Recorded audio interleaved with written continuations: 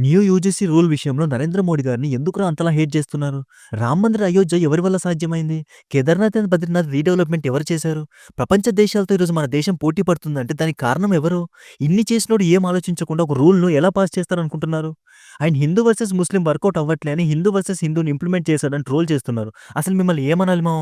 మరి హిందూ వర్సెస్ ముస్లింలో బానే participate చేశారుగా. Social మీడియాలో మత కలహాలు బానే చేసుకున్నారుగా. అప్పుడు లేని నొప్పి ఇప్పుడు ఏంటి అని అడిగితే ప్రతి ఒక్కడికి కోపాలొస్తాయి. మీకు సపోర్ట్‌గా మాట్లాడితే నాకు రీచ్ వస్తుంది కావచ్చు. కానీ నిజం చచ్చిపోతుంది మావ. అప్పర్ క్యాస్ట్‌లో ఉన్న మనకు ఈ రూల్ తేడాగా కనిపించొచ్చు. బట్ ఈరోజు ఆ రూల్ రావడానికి కారణం ఎవరు అని మర్చిపోతున్నారు. 2 చేతులు కలిస్తేనే చప్పట శబ్దాలొస్తాయి. ఒక అప్పర్ క్యాస్టోడు, లోవర్ క్యాస్టోడిని ఏమనకుండా ఉండి ఉంటే ఈ రూల్ వచ్చేదా? ఐఐటీ, సెంట్రల్ యూనివర్సిటీస్‌లో చాలా క్యాస్ట్ డిస్క్రిమినేషన్ ఇంకా నడుస్తుంది. పాయల్ తడ్వి కేసు అప్పుడే మర్చిపోయారా? ఏ post graduate doctor seniors caste harassment చేస్తుంటే సూసైడ్ చేసుకొని చనిపోయింది. ప్రాణం పోయింది మావ. ప్రాణం పోయింది కాబట్టి ఈ నిజం బయటికొచ్చింది. లేకుంటే వచ్చేదా? తను తన ట్రైబల్ విలేజ్‌లో ఫస్ట్ డాక్టర్ కోర్స్ చేస్తున్న అమ్మాయి. బట్ చనిపోయింది మావ. 2019 నుంచి 2024 వరకు 1160 క్యాస్ట్ డిస్క్రిమినేషన్ కేసెస్ ఫైల్ అయ్యాయి. అది కూడా యూనివర్సిటీస్‌లో. సిగ్గుపడాలి మావ.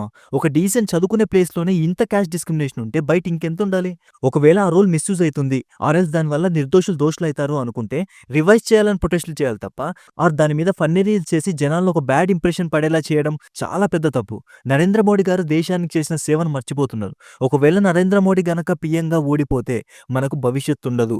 దేశం అల్లకల్లోలమైతుంది అని అనడంలో అతిశయోక్తి లేదు. నేను బీజేపీ పార్టీకి సపోర్ట్ చేయట్లే. భారతదేశం పట్ల ఒక ప్లాన్ అండ్ విజన్ ఉన్న వ్యక్తిని సపోర్ట్ చేస్తున్నా.